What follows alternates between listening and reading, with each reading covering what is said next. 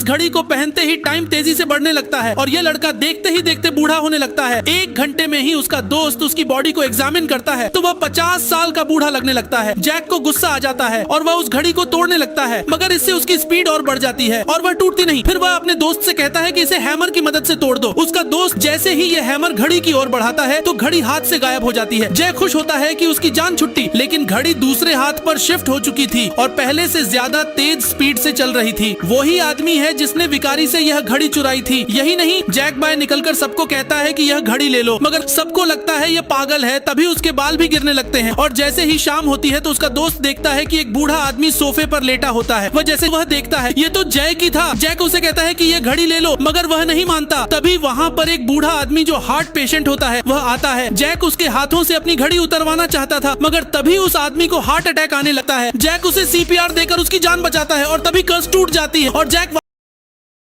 यह औरत गांव वालों से कहती है कि मैं इस पत्थर को उंगली के इशारे से पहाड़ी के ऊपर पहुंचा सकती हूं। तो गांव वाले उसका यकीन नहीं करते, मगर फिर भी वह देखना चाहते थे, इसलिए वह दूर जाकर खड़े हो जाते हैं और औरत वाक्य ही उंगली के इशारे से पत्थर को पहाड़ के ऊपर पहुंचा देती है। इसके बाद सब गांव वाले उसे अपनी गॉड मान लेते हैं और उसे सजदे करने लगते हैं। आना और जैक को इस बात का यकीन नहीं आता, इसलिए वहीं साइलेंट पर आते हैं खुद देखने के लिए। फिर वह उस पत्थर को चेक करते हैं, वह वाक्य ही असली पत्थर होता है। तभी वहाँ पर उस औरत का एक गार्ड आ जाता है और वह उनको औरत के पास ले जाता है। औरत वहाँ पर सारे गांव वालों को इकट्ठा कर चुकी होती है। फिर उसके गार्ड सामने लकड़ी के आम से तख्ते दिखाते हैं, वह सारे खाली होते हैं। लेकिन जब वह उन सारे गेटों को जोड़कर दोबारा खोलते हैं तो उसमें वह औरत खड़ी होती है। यह देखकर सब उसके आगे झुकने लगते हैं, मगर आना को लगता है यह सिर्फ एक ट्रिक थी। वह पहले से आखिरी तख्ते में छुपी हुई थी और जब उन्होंने सारे तख्तों को जोड़ा तो वह सामने आ गई। फिर आना उसे मिलती है और उसे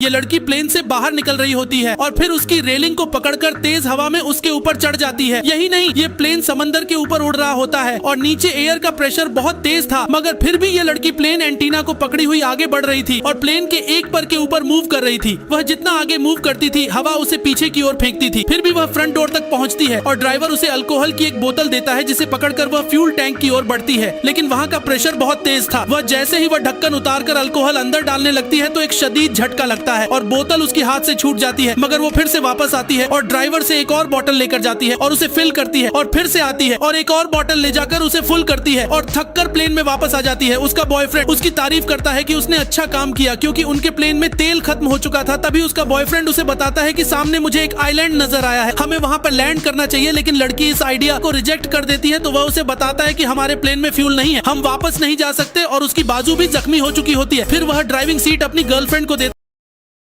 साइंटिस्ट के डिसअपियर होते ही डॉक्टर के कमरे में आता है और देखता है कि उसका पूरा रूम फार्मूला से भरा पड़ा है। डॉक्टर को अंदाजा होता है कि साइंटिस्ट ने 3 और 4 के दरमियान का नंबर ढूंढ लिया है और शायद इसीलिए वह समय में पीछे चला गया है। तभी डॉक्टर को वहाँ पर एक मार्कर की टोपी नजर आती है और उसे एक पुरानी मेमोरी ट्रिगर करती है। जब वह छोटा था तो उसकी माँ एक बूढ़े आदमी को एक्सीडेंट में मार दिया था और वहाँ पर एक बिना कैप के मार्कर और कुछ जेली बीन्स बिखरी हुई थी। वह कुछ सोच पाता तभी उसका साथी टेबल पर पड़ी हुई जेली बीन्स के अंदर से एक जेली बीन उठाकर खा जाता है, मगर डॉक्टर जब वापस देखता है तो वहाँ पर जेली बीन्स फिर से 3 हो चुकी होती है। तभी डॉक्टर को याद आता है कि यह तीनों जेली बीन्स वही थी जो एक्सीडेंट के टाइम वहाँ पड़ी थी और वह बूढ़ा आदमी साइंटिस्ट ही था जो टाइम में पीछे गया था और इसकी माँ ने गलती से उसे हिट कर दिया था। इसी वजह से पुलिस के कई दिन तक ढूंढने के बावजूद उस बूढ़े आदमी की आइडेंटिटी का पता नहीं चला था कि वह कौन था और कहां से आया था। और डॉक्टर को समझ आ चुकी थी कि साइंटिस्ट ने वह नंबर ढूंढ लिया था और जो चीज उस नंबर को बताने से उसे रोक रही थी वह थी मौत, क्योंकि साइंटिस्ट मर गया था। क्या आपको भी लगता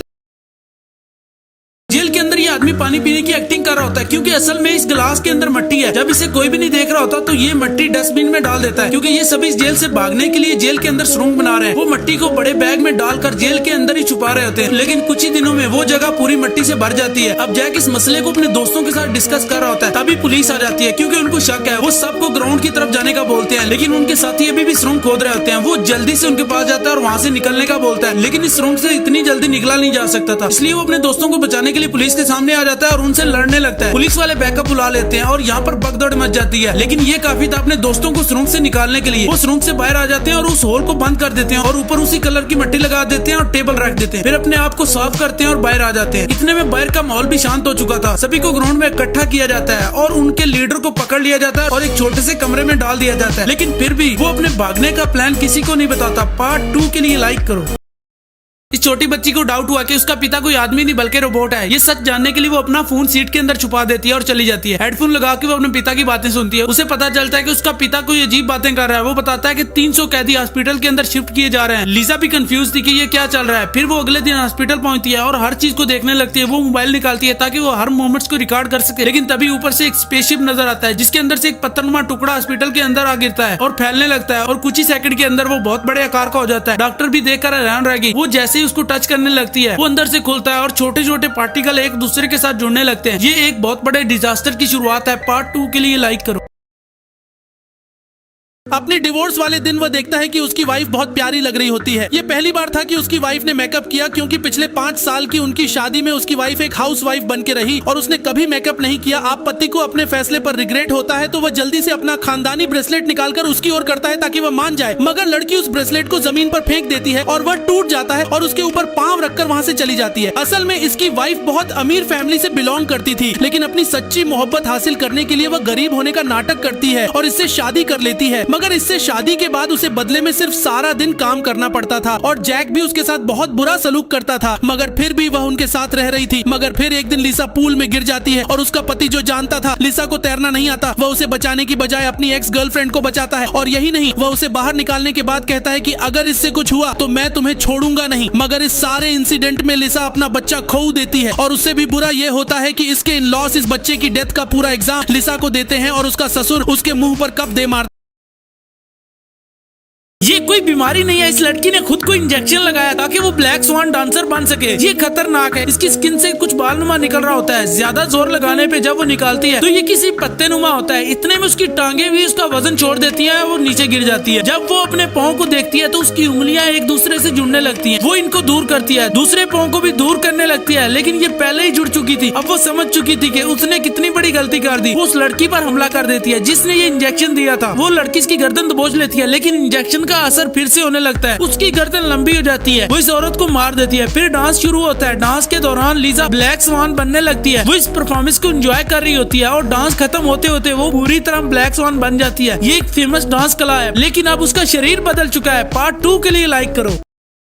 ये इलोन मस्क की चाची है, क्योंकि इसके पास बहुत ज्यादा पैसा है। अब वो गरीबों के कपड़े पहनकर रोड पर गिर जाती है ताकि वो अपने बेटे के लिए अच्छे दिल वाली लड़की को ढूंढ सके। लिसा उसे देख लेती है, उसे घर ले आती है। अमेंडा जब होश में आती है तो उसे लिसा खूबसूरत लगती है, लेकिन फिर भी वो इसका टेस्ट लेना चाहती थी। लिसा का जॉब इंटरव्यू होता है, वो जाना चाहती है, लेकिन लिसा जब किचन में होती है तो अमेंडा उसके मोबाइल को बंद करके सोफे में छुपा देती है और फिर बीमार होने की एक्टिंग करने लगती है। वो उसकी हेल्प करती है। वो कॉल भी नहीं कर सकती क्योंकि उसका फोन नहीं मिल रहा होता। अमेंडा उसे कहती है कि तुम्हें इंटरव्यू के लिए जाना चाहिए, लेकिन लिसा बताती है कि इंटरव्यू से ज्यादा जरूरी है किसी इंसान की जान बचाना। और ऐसा ही होता है। लिसा इंटरव्यू के लिए नहीं जाती, वो अमेंडा के पास बैठी रहती है। अमेंडा उससे पूछती है कि अगर तुम्हें ये नौकरी नहीं मिली तो फिर क्या होगा। वो फिर से बताती है कि किसी की जान बचाना इस नौकरी से भी ज्यादा जरूरी है। अब अमेंडा डिसाइड कर चुकी थी, इसलिए वो जाने से पहले वहाँ एक लेटर छोड़ती है जहाँ लेटर के पास तस्वीर होती है। उसे पता चल जाता है इसका भाई गुम हो चुका है। फिर वो अपने सेक्रेटरी को कॉल करती है और उसके छोटे भाई को ढूंढने का बोलती है। कुछ ही घंटों के अंदर उसका छोटा भाई उसे कॉल करता है क्योंकि अमेंडा ने उसे ढूंढ लिया था। फिर कुछ दिनों बाद अमेंडा का सेक्रेटरी उसे इंटरव्यू के लिए कॉल करता है और लिसा का इंटरव्यू अमेंडा खुद लेगी।